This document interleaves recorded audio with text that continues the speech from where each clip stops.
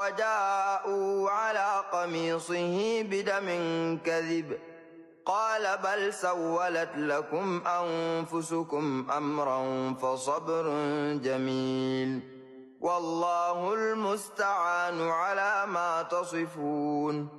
وجاءت سيارة فأرسلوا واردهم فأدلى دلوه قال يا بشرى هذا غلام وأسروه بضاعة والله عليم بما يعملون.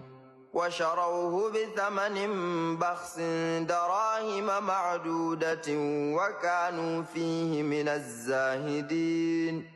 وقال الذي اشتراه من مصر لامرأته أكرمي مثواه عسى